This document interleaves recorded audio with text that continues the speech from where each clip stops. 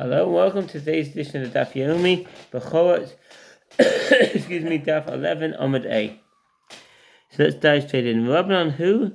Behesheg Yad Kasiv. And the rabbis who disagree with him hold that the verse is written with regard to affordability, i.e., a case where one vows to give the valuation of an individual to the temple, but does not have sufficient funds to fulfill his vow. In such a case, he must pay at least a shekel. It does not apply to other matters. Rav Nachman says the halacha is in accordance to the statement of the rabbis.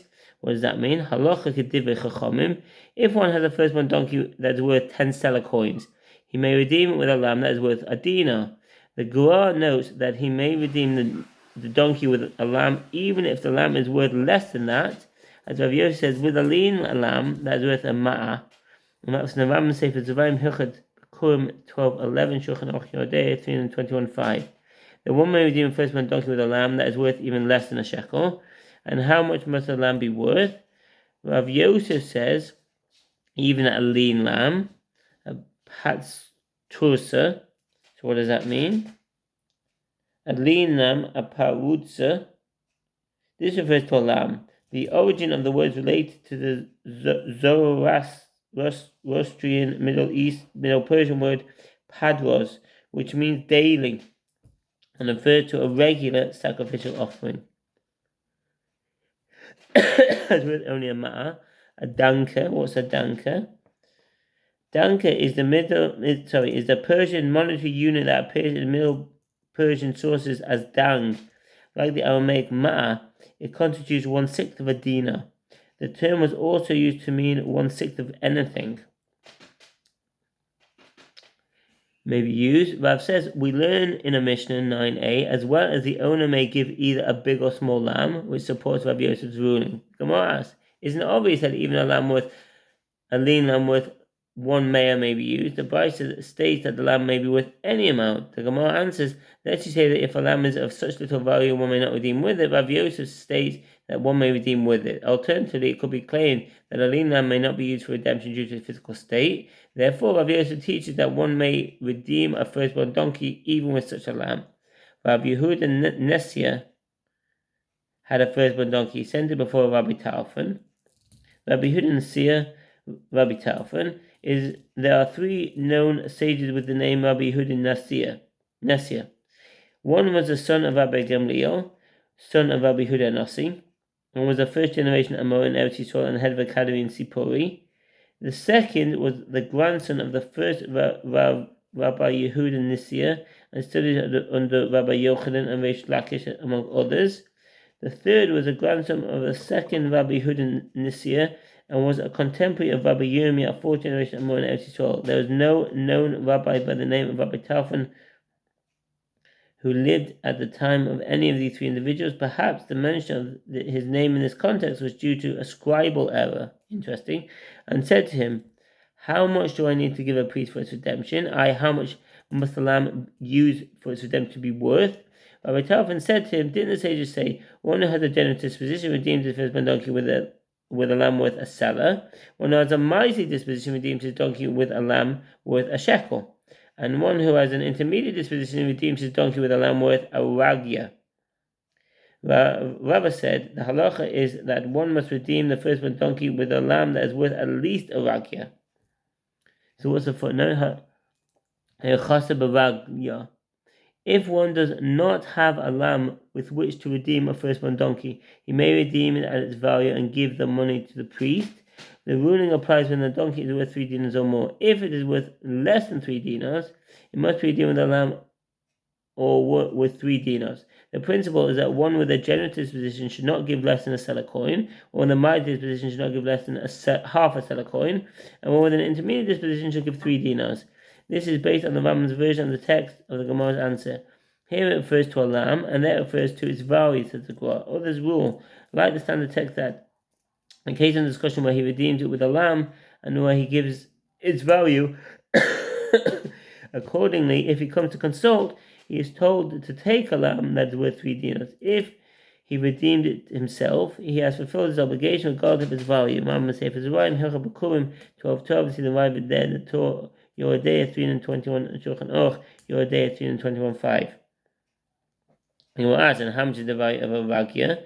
The Gemara answers, a ragia is worth 3 dinars. And it's called a ragia because it's close to ragil here. It's close to ragil here and close to there. Its value is between that of a seller, which is worth 4 dinars, and a shekel, which is worth 2 dinars. The Gemara comments, a contradiction between this halacha, that one must give a lamb worth 3 dinars, and the halacha states by Rav Nachman that one may give a lamb of any monetary value possesses a difficulty. The Gemara responds, that is not difficult, as here the reference is to one who comes to consult. He is told to give a lamb worth 3 dinars. Therefore, the reference to one who acts on his own, i.e. one who redeems his donkey without consultation, in which case he feels obligation even if the lamb is worth only a ma'ah. Rabbi Yitzchak says that Rav Lakish says, one who has a firstborn donkey, but does not have a lamb with it which to redeem it, Mi sheyesh lo petech chamo ve'eno seh lifdoso, one who has a firstborn donkey but does not have a lamb with which to redeem it, redeems it at its value and gives that money to the priest, in accordance with the statement of Reish Lakish. From the Sefer Zevayim Hilchah 12:11 Shulchan Aruch Yodeh 21:5. And redeem the donkey with a sum of money equal to the donkey's value and give it to a priest. The Gemara asks, in accordance with whose opinion is this statement, if we say that it is according to the opinion of Rabbi Yehuda, doesn't he say that the Torah in particular, that the donkey be redeemed with a lamb, C9a, rather clearly it is in accordance with the opinion of Rabbi Shimon. The Gemara comments, Rav Acha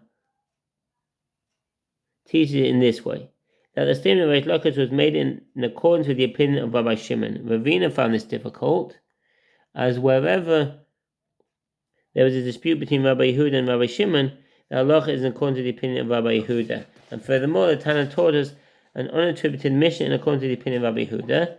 The Mishnah on 9a states that in a case where the firstborn status of a donkey is uncertain, the owner must redeem it with a lamb to abrogate its forbidden status, and he may then keep the lamb. The Gemara on 9b explains that this is in accordance with the opinion of Rabbi Yehuda, that a firstborn donkey is forbidden before its redemption. And you say that Reish Lakish rules that the halacha is in accordance with the opinion of Rabbi Shimon. Ravina concludes, rather the statement of Reish Lakish is correct if you say that the halacha is in accordance with the opinion of Rabbi Yehuda, as the halacha of a firstborn donkey should not be more stringent than that of consecrated items.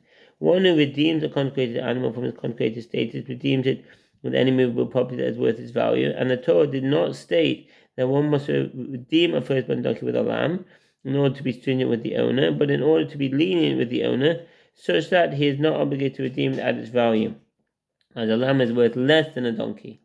The Gemara relates that Rav Nachman, son of Rav Yosef, redeemed a firstborn donkey with boiled vegetables that were worth its value.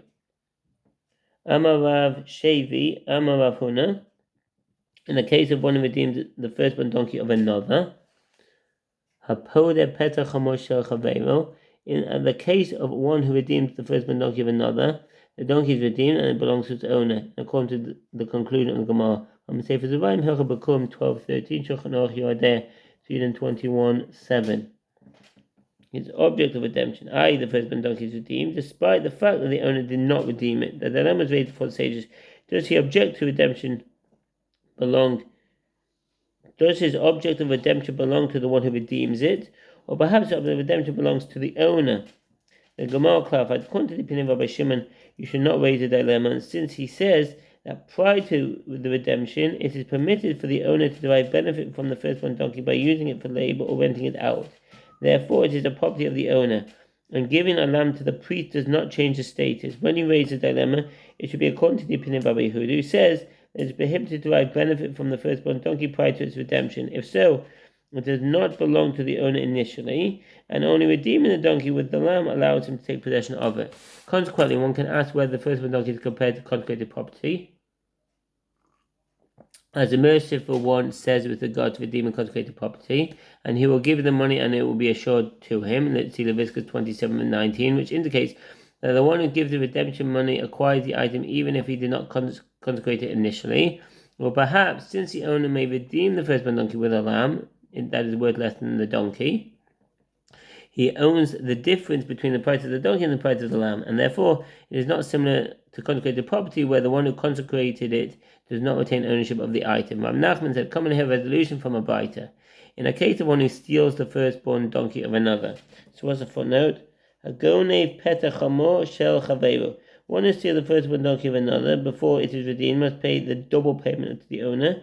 This is because although it is not currently the owner's, it will belong to him following its redemption. I'm safe in the Zich and Hilchik neighbor 2:3.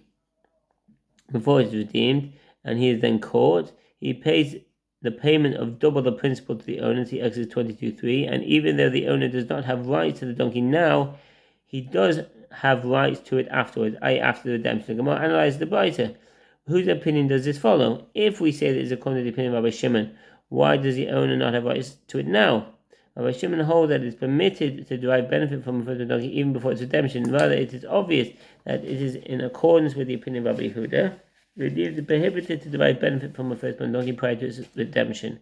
And if it enters your mind that we compare it to consecrated property, then why must the thief pay double the principal? Doesn't the merciful one state with regard to the double payment of a thief and it be stolen from the man's house, Exodus 22:6, indicating that when it is stolen from the temple treasury? What does that mean? Lomi Beis Hekdesh. One who steals consecrated property pays back only the principal, and that's from the Rambam Sefer Nazich and Hilchot Geneva 2:1. In such a case, the thief does not pay double. Evidently, a firstborn donkey does not have the status of consecrated property, and if another person redeemed it, it still belongs to the owner. The Gemara concludes, and nothing more remains to be said about this issue, as this is a clear proof. The Mishnah states that if a person owned two donkeys, and one had previously given birth, and one had not previously given birth, and they gave birth to a male and a female, and it is not clear which donkey gave birth to a male and which to a female, he designates one lamb as redemption due to uncertainty, as perhaps the one that had not previously given birth was the one that gave birth to the male. The Mishnah also says that the lamb is tithed with the other non-sacred animals. With regard to this point, the Gemara states that the sages taught in a Braita. In which case did the sages say that this lamb enters the pen in order to be tithed? You cannot say that this is referring to a case when the lamb had already entered the possession of a priest. As we learned in a Mishnah 55b, an animal that was purchased by a person or that was given to him as a present is exempt from animal tithe, and this lamb was given as a present to the priest. Halakuach v'shenitan lo matana. Lambs that were born in this year that are purchased or received are not subject to animal tithe. Rambam said, Berhorot 6:10. Is exempt from animal tithe, and this lamb was given as a present to the priest. Rather, it's referring to an Israelite who has 10 donkeys in his house, whose firstborn status is uncertain. In a case of an Israelite who owns 10 lambs, each of which has been separated to redeem a donkey whose status as a firstborn is uncertain, all of the lambs retain non-sacred status and are tithed like all other animals. Therefore, one of them is separated as tithe, and the rest are his as they were previously. And that's in the Rambam Sefer Zerayim Hilchot B'Kurim 12:23, who designates 10 lambs for them in order to redeem them due to the uncertainty, and he tithes those lambs as well, and they are his. The Gemara comments that this Braita supports the statement of Rav Nachman, as Rav Nachman says that Rabbi Bar Avu says, an Israelite who has in his house 10 donkeys, whose firstborn status is uncertain, designates 10 lambs to redeem them, and tithes the lambs, separating one as a tithe, and they all belong to him, as a priest cannot prove that he is entitled to any of the 10. And in addition, Rav Nachman says that Rabbi Bar Avu says, in the case of an Israelite who has 10 certain firstborn donkeys in his house, they will bequeath to him from the household of his mother's father, who is a priest. Shenafnami Beis Avi Imo Kohen. In the case of an Israelite who had 10 definite firstborn donkeys in his house, they will bequeath to him by his mother's father, who was a priest, and the mother's father had it bequeathed to him by his mother's father, who was an Israelite. The current owner separates 10 lambs for them, and the lambs are his, and are obligated in animal tithe. Rambam Sefer Zerayim Hilchot B'Kurim 12:24, and was therefore exempt from the redemption of firstborn donkeys. But that mother's father, who was a priest, had the donkeys bequeathed to him from the house of his mother's father, who was an Israelite. The donkeys initially required redemption, and the priest should have redeemed them with lambs. though it was permitted for him to keep the lamb for himself. Therefore his grandson, who inherits these donkeys and is an Israelite, designated a lamb for them and tithed them, and they are his, as if his grandfather designated lambs himself and bequeathed them to him. And likewise, Rav Nachman says that Rabbi Avu says, in the case of an Israelite who had smooth piles of untied produce, there is no obligation to separate teruma or tithes until the process of harvesting and gathering the produce is complete. The definition of this stage is different for each crop. With regard to grain, it is defined as having gathered it into piles and having smoothed out the top of each pile. In his house, from which one is obligated to separate teruma for the priest and tithes for the Levites, and it is produce that was bequeathed to him from the household of his mother's father, who was a priest, and that mother's father, who was a priest, previously had bequeathed to him from the household of his mother's father, who was an Israelite. He separates teruma and tithes from the produce, and it is his. The Israelite separates the teruma, which is designated for the priest, and then separates the third tithe, which is designated for the Levite. When the third tithe, 1/10 is separated as teruma of the tithe, which is designated for the priest. The second tithe is then taken from the original produce and eaten in Jerusalem, or during the 3rd and 6th year of the sabbatical cycle. Poor man's tithe is instead taken and given to the needy. The expression, and it is his, refers to teruma, third tithe, and the teruma of the tithe. Although the owner may not eat the teruma portions, as a non-priest who does so is liable to be punished with death at the hand of heaven, nevertheless he may sell it to a priest. The third tithe is also his, as it would have been permitted for his grandfather, who was a priest, to have sold it to a Levite. In addition, Ezra instituted that third tithe should be given to priests and not to Levites. 1:4. So the priest could have kept it for himself. Since it is not prohibited for an Israelite to consume third tithe, the owner may consume it in this case as well. Just if his grandfather, who was a priest, had tithed the produce, acquired the tithe, and bequeathed to him as an inheritance. Gemara comments that both rulings of Rav Nachman, i.e. the one concerning firstborn donkeys and the one concerning untithed produce, are necessary, because had he taught us only the first case, i.e. that the firstborn donkeys, one could claim that perhaps only in that case the Israelite grandson may keep the lambs. It is considered as if his grandfather, who was a priest, designated the lambs and acquired them because they stand separated. Mafris Vakai. Some commentaries explain that this means that the obligation to give teruma and tithe to the priest does not take effect prior to separating the teruma from the untithed produce, as the teruma does not yet exist before that point. By contrast, with regard to a firstborn donkey, the obligation to give a lamb to the priest exists independently, and it is not created by the designation of the lamb. Chazon Ish. An act of separation would have been unnecessary, as the priest could simply have declared that his own lambs were serving to redeem the donkeys. But here, with regard to the untithed produce, one must separate the teruma and declare it in such an order for the priest to acquire it. Therefore, perhaps gifts to which members of the priesthood are entitled that were not separated, matana shelo gifts of the priesthood that were not separated are treated as if they were separated. Therefore, in the case of an Israelite who had untithed produce that was bequeathed to him by his mother's father, who was a priest, if the Israelite separates teruma and tithe, the teruma and tithe are considered as if they had been bequeathed to him by his mother's father. Accordingly, if he betroths a woman with them, she is betrothed, as although he may not eat them, he may sell them to a priest. This ruling is in accordance with the conclusion of the Gemara on Kedushim 454b, Rambam Sefer Noshim, Hilchot Yishut 5:6. As treated as if they were not separated, even if they were already in the possession of a priest. If so, say that it is not considered as if his grandfather, who was a priest, acquired the teruma. And had Rav Nachman taught us only here, in the untithed produce, that he is treated as if his grandfather, who was a priest, separated the teruma and acquired it, one might claim that this is only because it is possible to tithe the produce from itself, as both the untithed produce and the teruma that will be separated from it lie together. But there, with regard to firstborn donkey, since one needs to bring a lamb from elsewhere to redeem it, some say that the principle of the lamb stands separated and does not require additional separation is not applied. Therefore, it is necessary for both cases to be stated. The Gemara discusses a variation on the previous case. Rabbi Shmuel Bar Natan says that Rabbi Chanin says, with regard to one who purchases untied produce. That moves on to the next onward. Thank you for listening and take care. All the best. Bye.